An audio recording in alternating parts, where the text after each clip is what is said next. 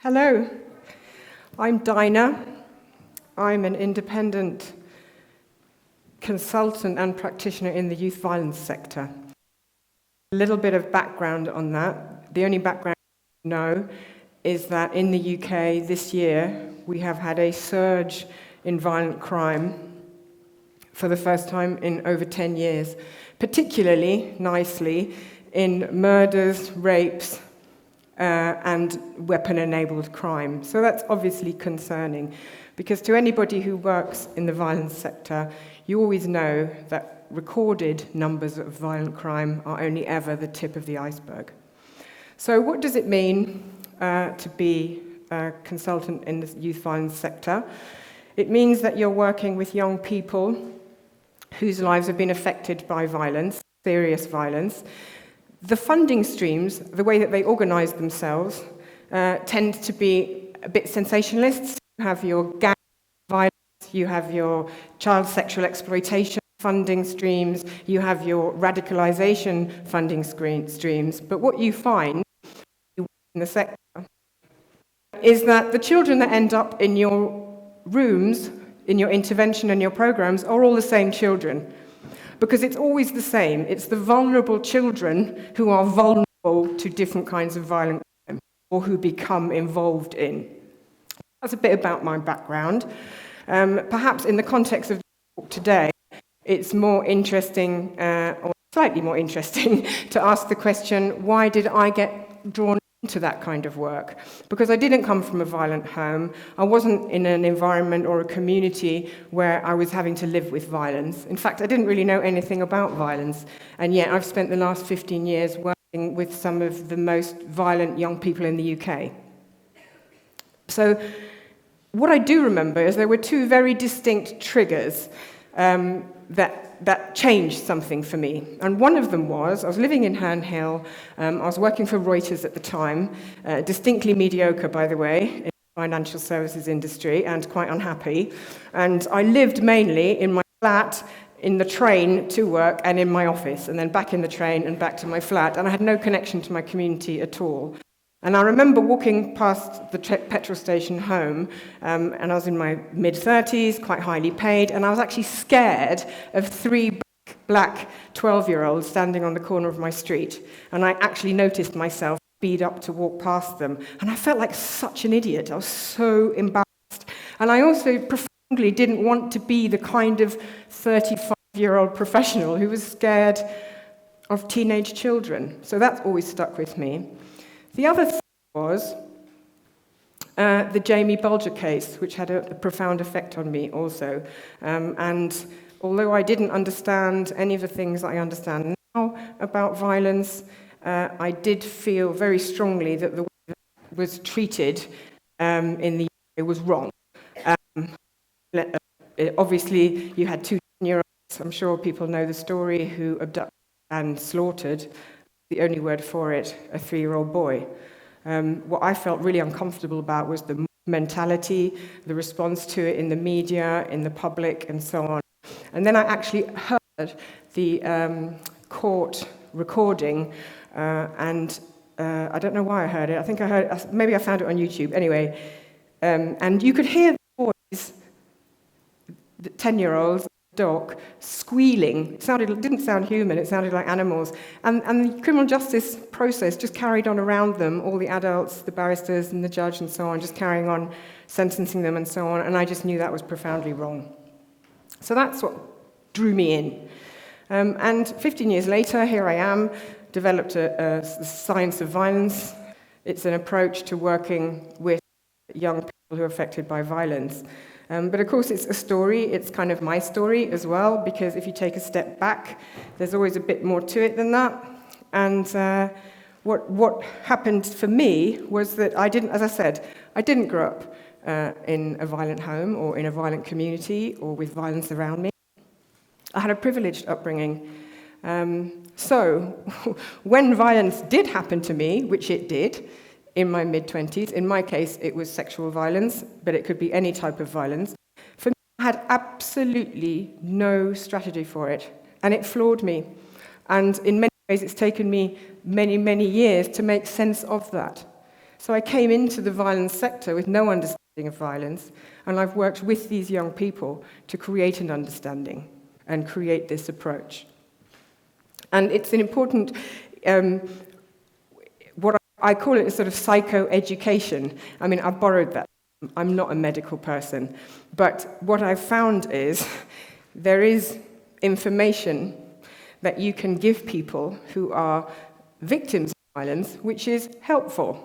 If you explain to people how violence works, how the conscious and the subconscious mind work, how trauma works, and how that impacts, for example, the very big difference between the impact of a traumatic event on the developing mind of a child as opposed to an adult. So understanding all of these things, understanding the emotional and psychological effects of it and so on.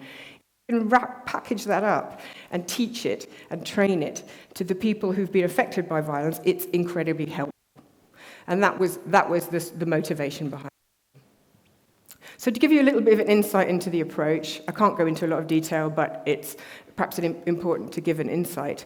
So imagine, for example, you've got the boss who humiliates the employee at work. The employee goes home and undermines his wife. The wife shouts at the kids, and the kids kick the cat. Right? Everybody understands what's going on. Everybody understands that something's being passed down.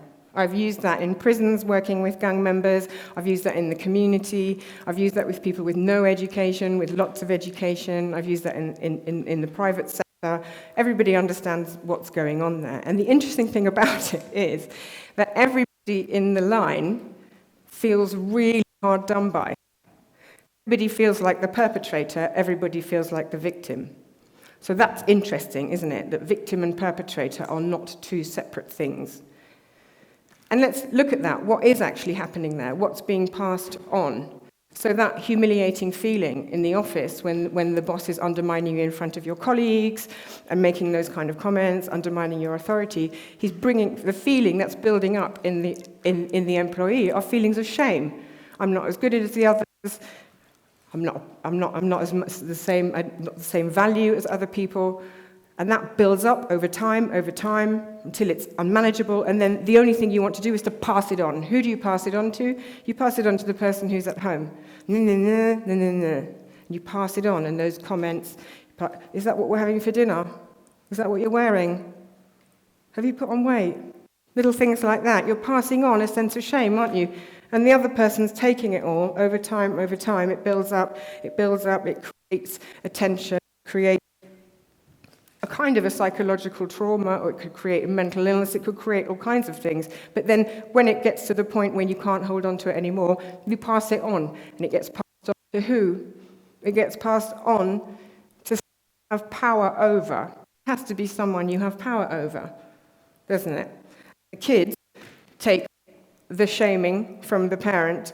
A child can't really pass that on to many people. They don't have many options. They kick the cat. Or they go into school and they pick on someone who's younger and smaller than them, or they take to the streets, or whatever. But that's the concept. Sorry, I just need to pull out my little cards here. So what's interesting in the gang context is that the word that the gang members will use is a violation. So they understand the shame concept really, really well, and that's so interesting. So yeah, miss, working in the prisons with gang members, they'd say, oh, and so-and-so did this, they did that, and they really violated me. They violated me, miss, so I had to go and do what I had to do, which might have been kill somebody or whatever it was. So they really felt like a victim. And let's go back to the employer and the boss and the employee and the wife and the kids and the cat. They're not pulling a knife on anybody, are they? They're not getting violent in the way that we think of violence. What are they doing? They're using a shaming tone of voice. It's such a big thing in the UK, I think, particularly. I've lived outside of the UK. I think in the UK, the shaming tone of voice is actually a national life skill.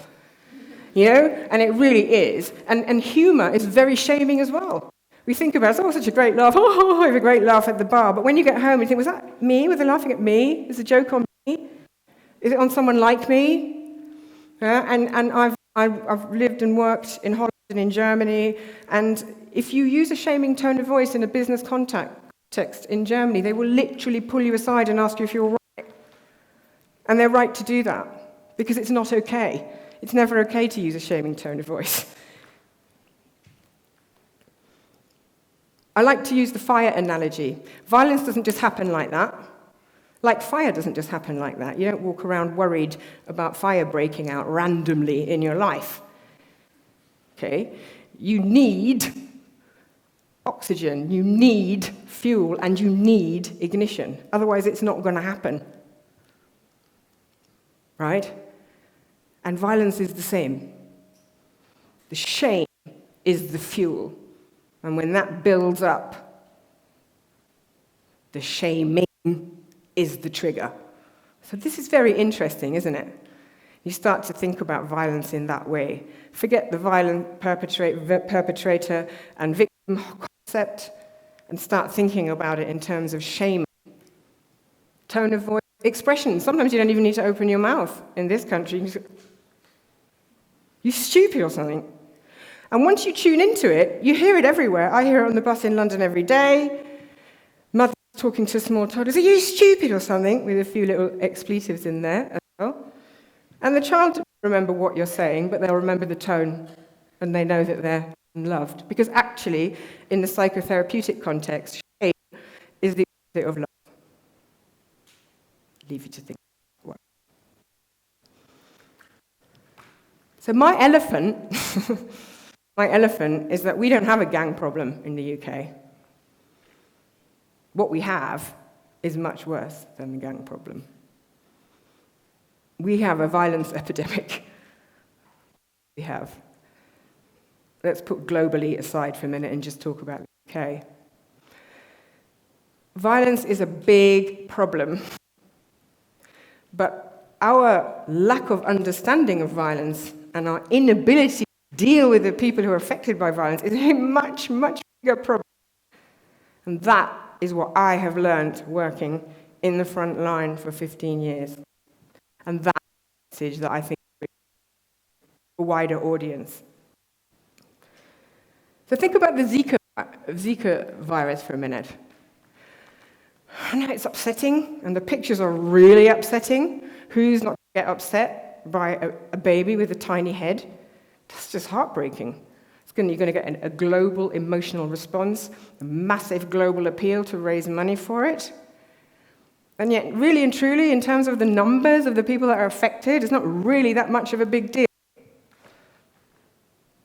I hope that makes sense. I'm not a heartless person. There's a context. Yeah. Imagine if we could see the effects of violence on people.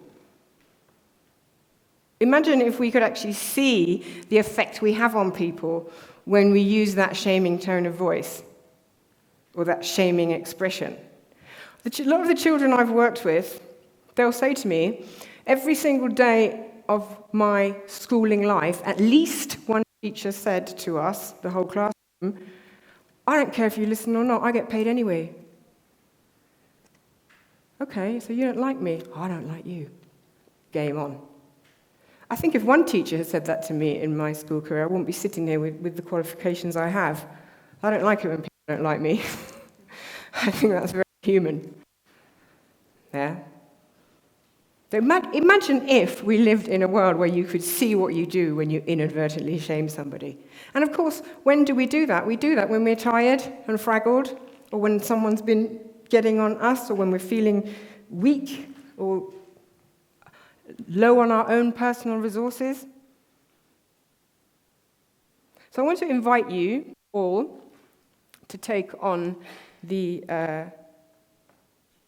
Science of Violence Challenge, which is to tune in to your own inner shaming tone. And what I really recommend, and I do this when I do all my training and when I work with young people, I really recommend that you develop a sense of humor about this, because it's not going to change. And we're all the same. Yeah? When I do the training workshop, sometimes some people say, and I say, go away and think of an example of a time when you used a shaming voice to get what you want. out of someone you have power over. And someone goes, oh, I don't do that? That's interesting. Really? Look, everybody, we've got someone in the room, one of the only people in the world who doesn't do this. Isn't that amazing? Right? Because we all do it. And it's nice to do it with a sense of humor. It's nice to do it when you're with your friends, over a drink. And when you come up with an example when you've used a shaming tone of voice to get what you want from someone, or just because you've had a bad day, you might not even want something. You might just be offloading. Yeah? Don't come up with an example from 1996. Yeah? Come up from an example this week or on the way here. They're the examples I like. And when you relay it to your friends, deliver it with exactly the same spike that you put into it when you delivered it. And have a laugh at yourself and know what you're doing. It happens to me. When I'm really tired, it happens to me. And I give wicked workshops on the shame-violence dynamic. And yet when I'm tired, or when someone's really got on my nerves, the shaming stuff that comes out of my mouth, but I know what it is. I know it's me being tired, and I know it's part of a dynamic. I'm not convincing myself that the problem's out there. And that's the challenge. And that's the essence of the science of violence approach. So I hope that's helpful. And if we all change our attitude a little bit to violence, take responsibility, learn more about it, everybody we come into contact will be better off and happier for it. So thank you very much for listening, and I hope you have a good day.